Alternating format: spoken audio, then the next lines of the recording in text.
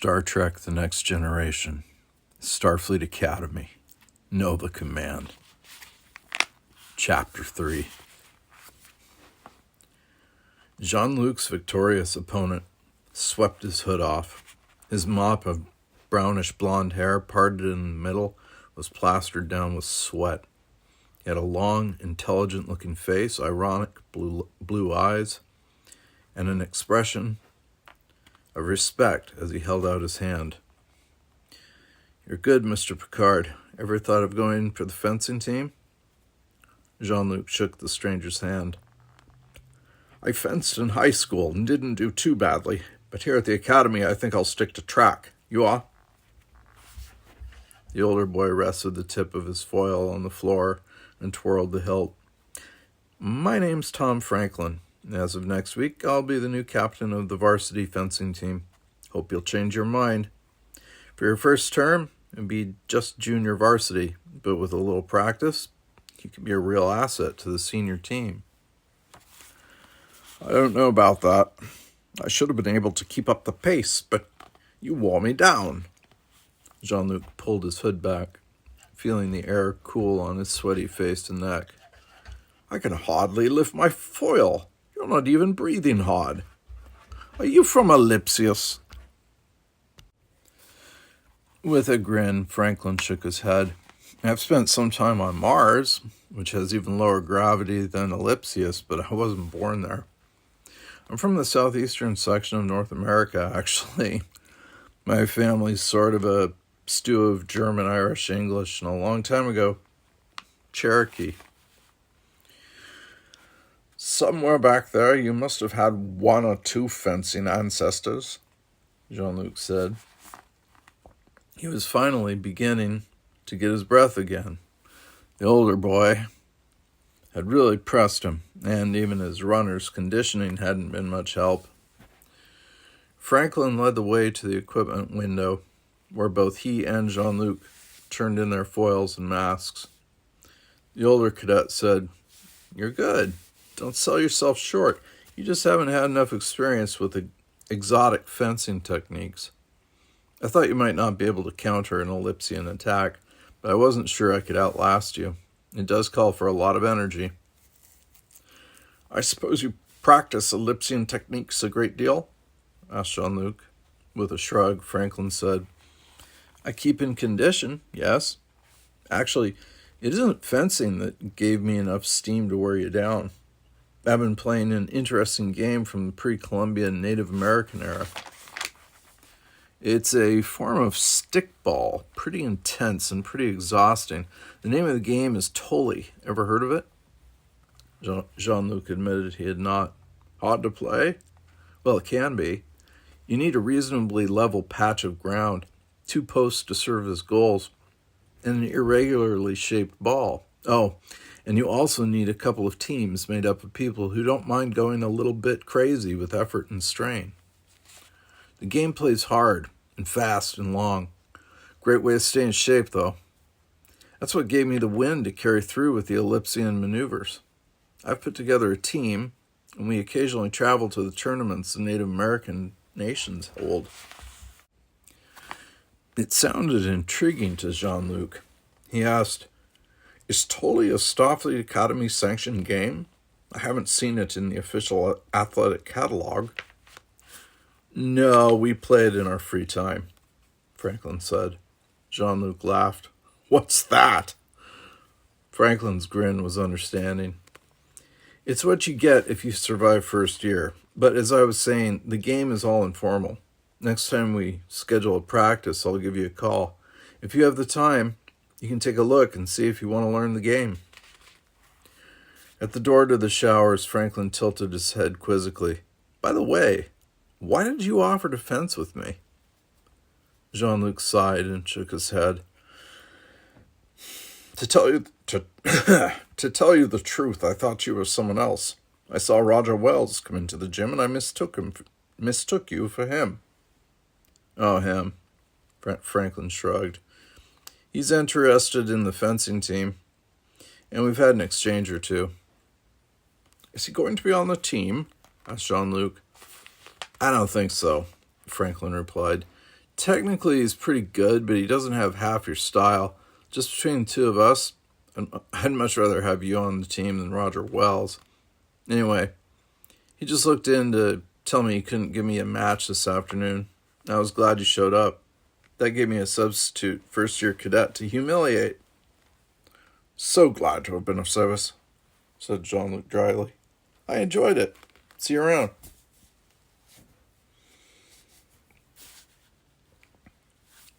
The long holiday weekend approached with Jean-Luc in a discontented, brooding mood. Back in September, when Jean-Luc had parted from his father, Maurice, the two had achieved a surface calm after a long season of stormy arguments. But Maurice's grudging good wishes barely hid the bitter disappointment that he had felt when his favorite son had chosen to enter Starfleet Academy rather than remain to work in Maurice's beloved vineyard. Jean-Luc's occasional calls home had ended more than once with Maurice insisting that his son would, in time, reconsider his decision, decide that tradition mattered more than adventuring in outer space, and come back to La Barre for good. Now Jean-Luc knew that if he returned for the long weekend, his father would try all his skill of persuading him to give up his ambition to explore the far reaches of the galaxy. Jean-Luc knew just how it would go. First, Maurice would make clumsy jokes, then he would coax, then he would bluster, and finally it would all end in a furious argument. Jean-Luc would refuse to resign from the academy, Maurice would explode, and the whole meeting would wind up with both of them angry and unreasonable. Jean-Luc had been there before. In the end, he decided that he just was not ready to risk that kind of confrontation again. Instead of flying home, he settled into a private holophone booth and called his mother at a time when he knew his father would be working in the vineyard.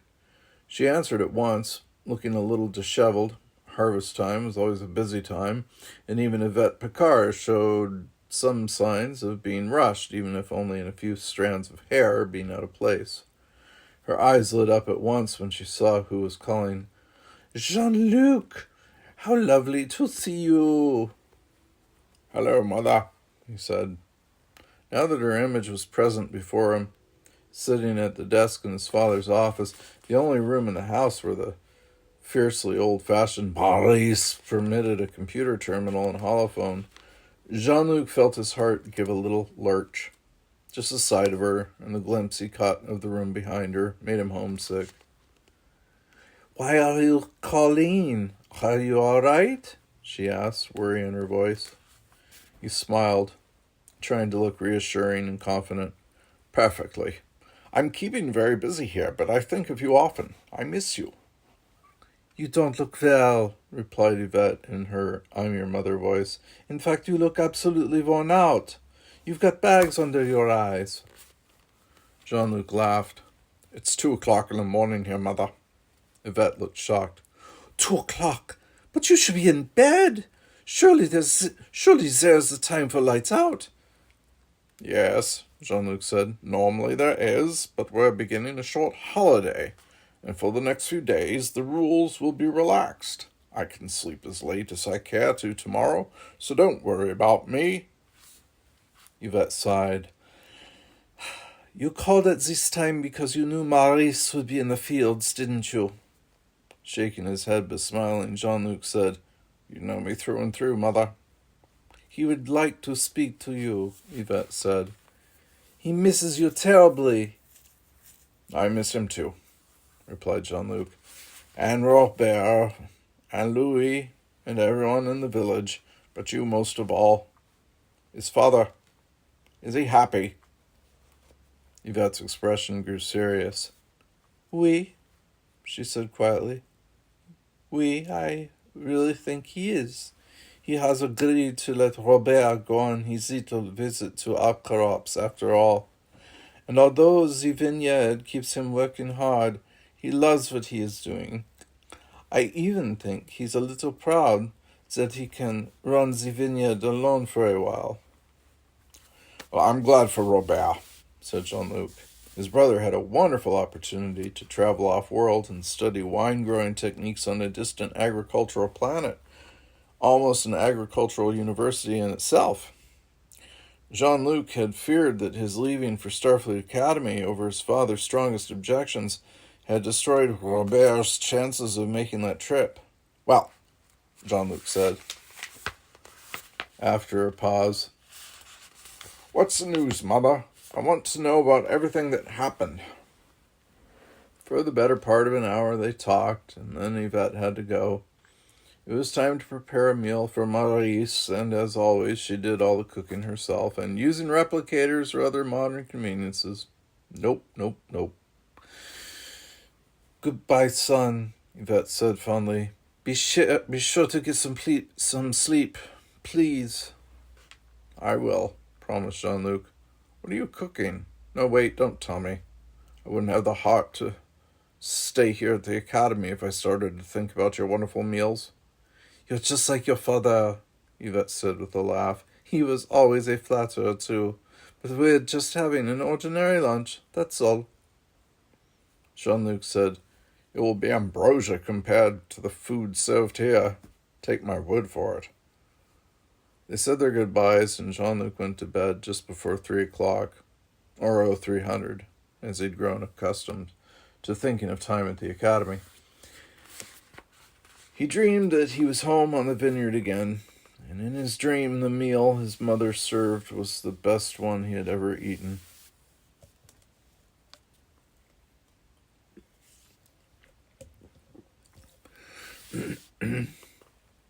He woke up late the next morning, jumped out of bed in a panic, and then remembered it was a holiday. He felt better, though still lonely. And the memory of his dream meal made him ravenous. Jean-Luc had lunch in the first-year wing of the cadet dining hall. It was strange to sit in the large room, almost alone. Only a few other cadets remained on campus.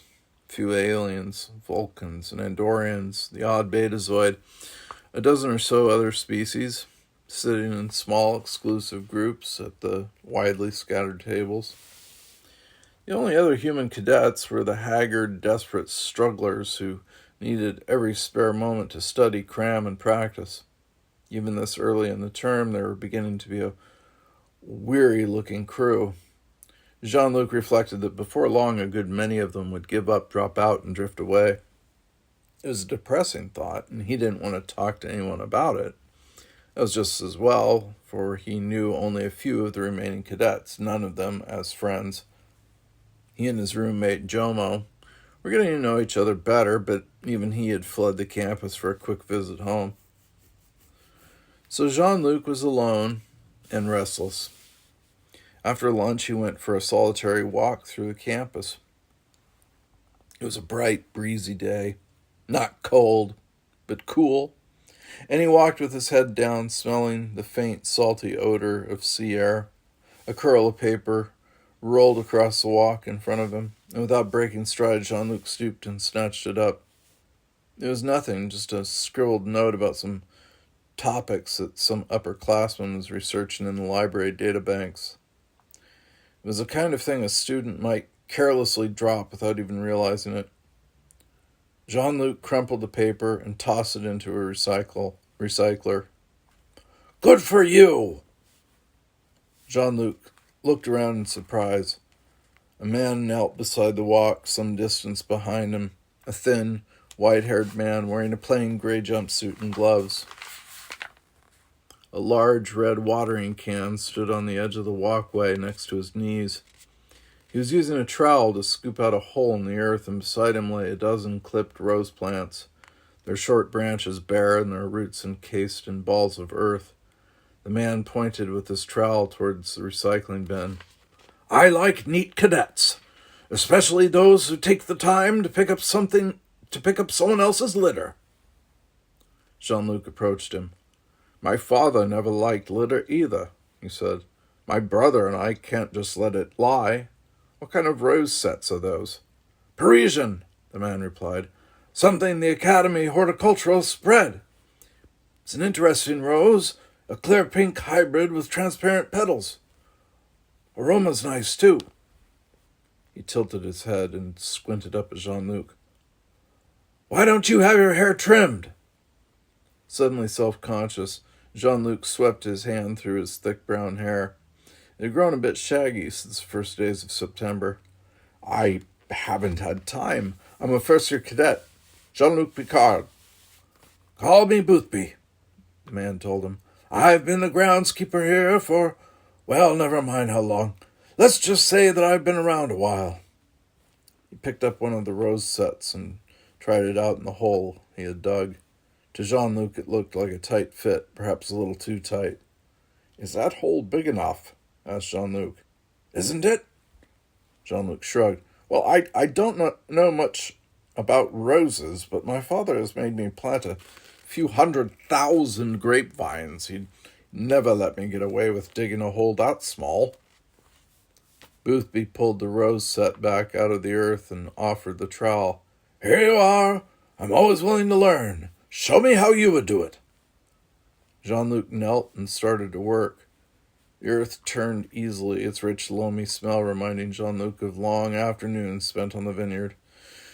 Soon he had dug a hole twice the diameter of the one Boothby had made. Jean-Luc settled back on his heels and grunted in satisfaction. "There," he said. "Now, if this were for a grapevine, I'd pour some water in." Boothby gestured to the watering can. "It's full, so be my guest."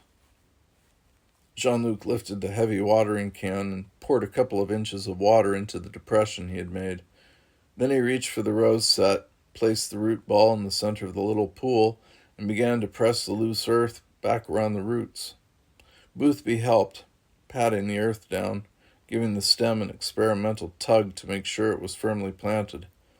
"That's right," he said. "Plenty of room for the roots to spread. Lots of support for the stem." Jean-Luc laughed. "You never meant to plant the bush in that little hole. You were testing me." "And you passed. Not many cadets know anything about growing plants and their needs. You did a good job, Mr. Picard." "Thank you, sir." Boothby snorted. "Don't call me sir. I'm no Starfleet officer. I happen to work for a living. Just Boothby will be fine." He pushed himself up and stretched. "Now, if you were in charge of this little job, where would you place the next one, Mr. Picard?" "Just Jean-Luc will be fine." He pointed with the trowel. "There. I agree. Do it." Together they planted a whole bed full of the roses, a triangular wedge between three of the walkways. At the end of the task, Boothby stepped back, took a long look, and nodded his approval. "By the time you graduate, this will be a beautiful corner of the campus. When you come back as a commander to address a convocation, you can impress all the first-year cadets by telling them you did this." "If I ever do graduate," Jean-Luc said, his tone gloomy. "I think I recognize a bad case of first-year jitters," Boothby observed. "Worse than that." "Carry the watering can for me." "Well, I'm as good a listener as I am a groundskeeper, and I happen to be a terrific groundskeeper. Come along with me, give me a hand with a few other little jobs, and tell me all about it." Jean-Luc helped Boothby with a half-dozen other chores that day, and to his surprise he found himself talking to the old man, for by this time he was thinking of Boothby as pretty ancient, with an openness that he could never achieve with his father. He spoke of his brother Robert, of his mother Yvette, and most of all, of stubborn, proud Maurice. He even confessed that he had failed the first time he applied to the academy, something he had never mentioned to anyone else, something that was his darkest secret. Through it all, Boothby nodded and looked thoughtful and never once offered a suggestion. "So," Jean-Luc concluded at the end of the day, "I suppose the real problem is that I'm terrified of failing. I was always the best. Champion runner, champion debater, valedictorian. But now there's Roger Wells. He's always going to be better than I am, and he's always going to rub it in. That's hard to take." Boothby closed up the maintenance shed, where they had stored the gardening tools. "Well," he said, "you haven't asked my advice, so I won't give you any. I will tell you, though, that those roses you helped me with wouldn't survive in France. Funny that they gave them a French name. They're best for this soil and this climate, and that's true of every growing thing, Jean-Luc. For every plant, the key to success is finding the right soil and the right climate. After that, everything else is easy." Jean-Luc stared at him. "What?" "Think it over. Take some time. You're young yet. You've got your whole life ahead of you." Boothby paused. "Have I missed any cliches?" Jean-Luc laughed. "How about when I was your age?" Boothby gave him a long look. "Nope. I don't think I was ever your age, Jean-Luc. I was born a few years older than you are now. Sorry." They came to a branch in the walkway. Boothby looked up at the evening sky. The sun was setting and twilight coming on. "I understand the Nova crews are going to be interesting this year," he said. "Good luck when you join them, Jean-Luc." "If I join them," Jean-Luc said. "You don't know how hard the competition is." "That's right. How would I know anything? I'm only a groundskeeper." "No, I didn't mean that. I'm not offended," Boothby said. "But I do hear things. Good listeners do. Good luck, Jean-Luc." Their handshake was a little grimy, but Jean-Luc returned to his dorm, feeling better than he had in days. Whatever happened, it seemed he had at least one friend on the academy campus. He wasn't alone after all. Chapter 4. The 4-day weekend came to a close. Jean-Luc thought it had seemed more like 2 weeks. Funny how he had not managed to study quite as much as he had intended, and how the academy was still such a struggle afterward. But he had to admit that in some ways life was better. He and Marta now studied together occasionally, and in addition to his roommate Jomo, Jean-Luc was beginning to make friends around the campus. He was even able to relax a bit now and then, and he discovered that his talent for playing cards made him fairly popular. That surprised him, since he took his abilities for granted. Perhaps he thought he had inherited a gene for being a card sharp. Both Maurice and Robert were fierce bridge and poker players. At any rate, during his rare evenings of relaxation, Jean-Luc began to acquire a reputation as a canny, cool bridge partner. A few days after the long weekend, Jean-Luc returned to his room, exhausted and ready for bed after a satisfying session of cutthroat bridge in the student lounge.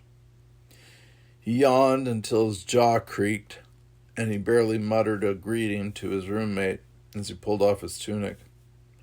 Jomo, who was lying in his bunk reading a book displayed on a datapad, glanced up with a grin. "Well, well," he said. "Hail the conquering hero. Congratulations, Rumi. Well done."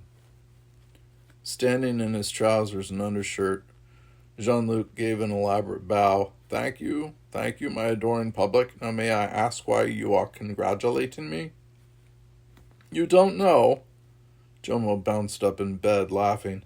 "It's all you've been talking about for weeks, and you really don't know?"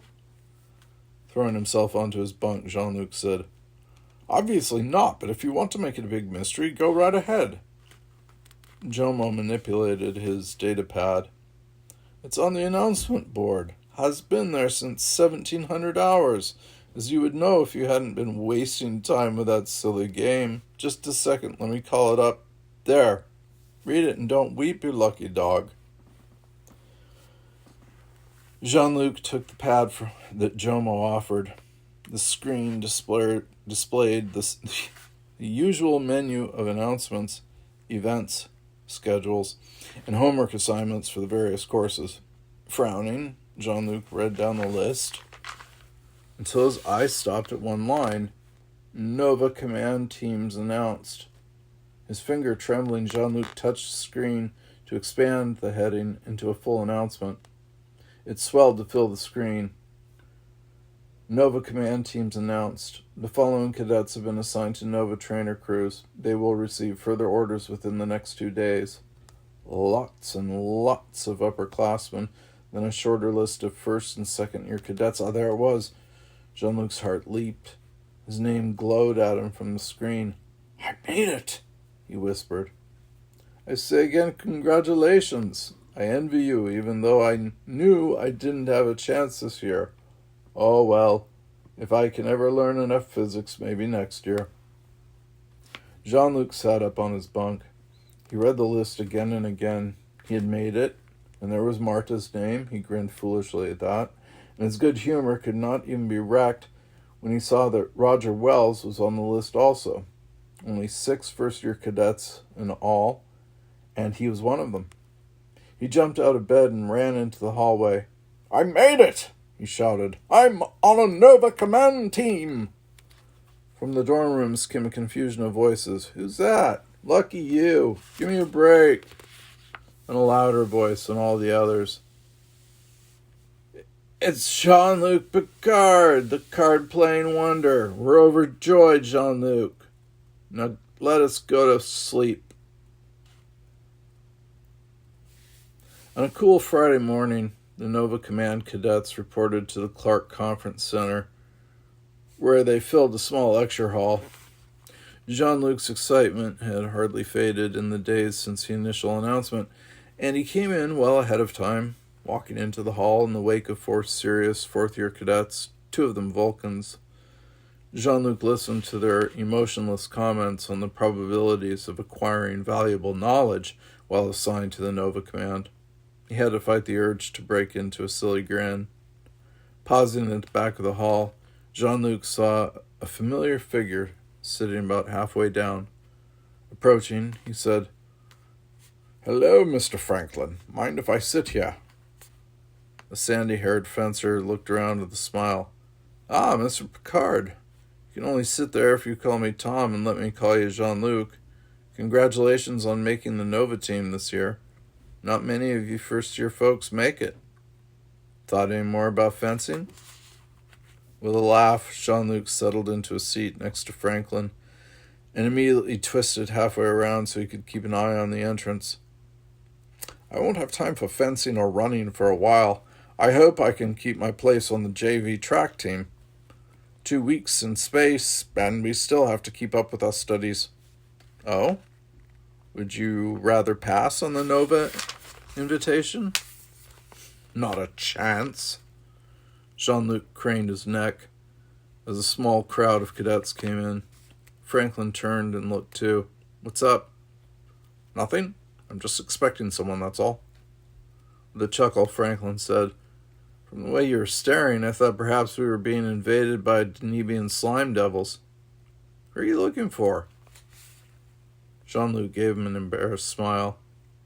Well, I know a couple of the other first-year cadets. Roger Wells and Marta Batanides. I thought maybe they might want to sit with us, that's all. He didn't want to admit that he rather hoped Marta would be alone. The day after they got their assignments, they had sort of dated, or at least they had shared a meal to celebrate their good luck in making the Nova team. But Jean-Luc didn't want to jinx his chances by talking about Marta. He also didn't want to talk about Roger, so he tried to think of some other topic. Clearing his throat, Jean-Luc asked, what's your academic specialty, Tom? Computer systems and artificial intelligence, Franklin said. I'm hoping to complete the science track and be assigned to a deep space research vessel as an analyst and data specialist. How about you? Jean-Luc shook his head. Well, since we don't have to commit until midway through second year, I haven't decided on any one track yet. But I'm leaning towards science, too, since I like math and physics. I just haven't made up my mind about... Look, there's Marta! He stood up and waved. The dark-haired Marta saw him, waved back, and hurried to sit beside him. Jean-Luc introduced her to Tom Franklin, and the two had just said hello when Roger Wells came in, bragging loudly about something. Marta rolled her eyes. What an egotist, she whispered to Jean-Luc. Jean-Luc, remembering how he had yelled in the hallway outside his dorm room, blushed to the roots of his hair. Fortunately, a trim, fit-looking man stepped up to the lectern at that moment, saving him from having to answer Marta. "Good morning, cadets," the newcomer said. He wore the uniform of a Starfleet captain on active duty. He had a broad forehead, a thin face, twinkling blue eyes, and a small explosion of white hair. "I am Captain W.G. Page, and I will be your commanding officer while you are detached to Nova command duty. First, I want to congratulate you on making the team. You have all demonstrated exceptional ability, and you should be proud of your achievement. Second, I want to warn you that Nova command teams are hard work, but you should be used to that by now." Captain Page went on to explain that the cadets were to report to the shuttle landing pads early the following day. They would be divided into 30 flight teams of 5 members each. 5 was the minimum safe complement for flying a Nova trainer. The teams would be flown from the Academy to Bradbury Orbital Base, the Martian orbiting station, where they would undergo a week of simulation training. Each team would then receive individual orders for a real mission, flown on their own without direct Starfleet aid. After the mission, each team would have 2 days of evaluation to see what they had learned from the experience. Then, Captain Page finished, you'll return to San Francisco, where you'll have 1 whole day off before resuming your studies. And I'm sure no one will be behind. Someone snickered, and the captain raised an eyebrow at the unlucky cadet. "Oh, you thought that was funny, Mr. Redderly. From now on," he said in a dry voice, "I'll be sure to tell you when I've made a joke."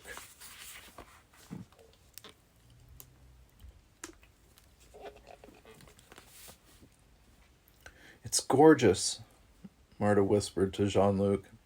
Jean-Luc could only nod. Before them hovered a half-sized hologram of a Nova Command trainer. It was a sleek little craft with 1 small engine nacelle and a half-circular command and quarters section. The hologram made the little ship glow a brilliant white, all except for the registration number and the name of the craft, in this case, the Aldebaran, in red numerals and letters aft of the leading edge. It looked a little like a space-going Stingray. Captain Page was speaking in the darkness, describing the capabilities of the trainer. "The engine is a standard Stevens thruster capable of 0.5 warp speed," he was saying. "You may notice that the Nova design is very similar to the mineralogical scout ships used to examine asteroid fields and other systems. It has a strong forward shield, so you cadets won't bump into anything. And about the only difference between the trainer and the scout is that the scout has warp 2 capability. You won't need to travel faster than light speed, however, since none of you will be leaving the solar system. We hope." He paused. "That was a joke." Everyone laughed dutifully. "Sir," asked a voice that Jean-Luc recognized as that of Roger Wells, "I understand the scout craft are armed with a single phaser for destroying asteroids.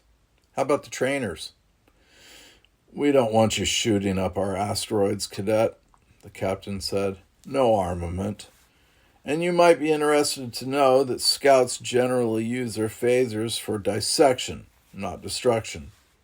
Sometimes they need to cut an asteroid in half to see what it's made of." The hologram became a schematic, showing a cutaway view of the trainer. "You will notice, however," the captain continued, "that the trainer has 1 or 2 modern conveniences. You have both a tractor and repulsor tractor beams. That is so you can push an asteroid out of the way if necessary, Mr. Wells." On the schematic, a small area aft of the command bridge lit up. "And you have a 3-person transporter station here." He went on to show the stations aboard the craft.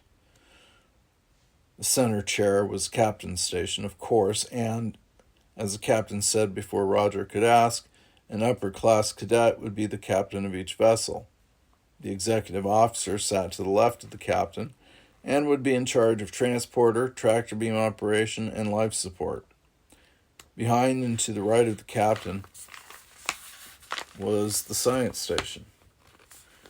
The science officer on each craft would double as the astronavigator. To the left of that station was the computer operations and communications center. And finally, to the left of that was the engineering station and helm, from where the engineer would steer the ship. Even though one of you will be the captain, concluded Captain Page, I remind you that you are part of a team. In the next weeks, get to know your teammates very well. You'll have to trust and depend on them, and they on you. Remember, space is a very cold, dark, and unforgiving place. Mistake there could cost the lives of your friends and of yourself. That, cadets, is not a joke. And no one laughed.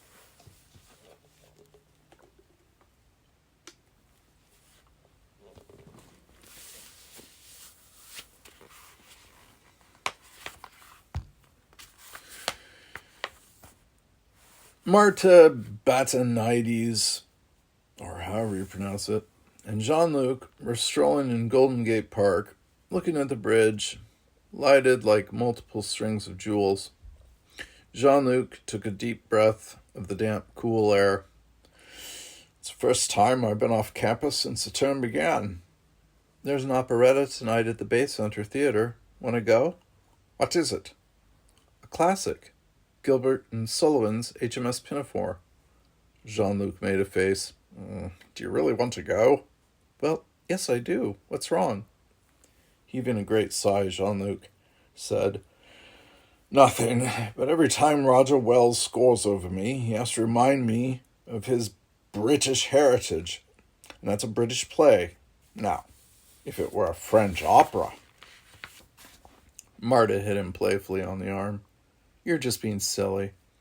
All right, if you won't go with me, maybe I'll just look up Roger. I'll go, Jean-Luc said. Only promise me that afterward we can go to a French restaurant. Maybe Wellington beat Napoleon at Waterloo, but a French chef can defeat a British cook any time. It's a deal, Marta said. And anyway, a good restaurant meal will have to be better than dining hall food. The stars were coming out. Marta, looking up, pointed out Venus, low in the west, shimmering just over the horizon. Higher, closer to the zenith, was the glowing white point of Vega. You can't see the Centauri stars from here, she said. Only in the southern hemisphere. It feels funny to be so far from home. I can imagine, Jean-Luc replied, reflecting that, in a way, he was farther from home than she. At least if she wanted to return to her family for a visit, she would not face a father who would try to keep her there. Marta, you've been in space before. What was it like? She laughed. I've told you that story. It was like a crazy ride in an amusement park. But then I took a knockabout old liner. It's going to be different in a trainer. Her shoulder bumped his. A trainer is so small, and space is so vast and black. Jean-Luc felt her shiver. Are you frightened? He asked in surprise. She took a moment before answering. Not exactly, but think of all that could go wrong. He put his arm around her. Nothing will go wrong. We're too good for that. Now you sound like Roger. Ouch, yipped Jean-Luc. Cut to the bone. Come along, girl. Let's go see a ridiculous operetta so that we can then have some decent food. And as for the dangers of space, well, what do I always say? They said it in unison. We'll see about that. And they both broke into laughter. I don't get the joke.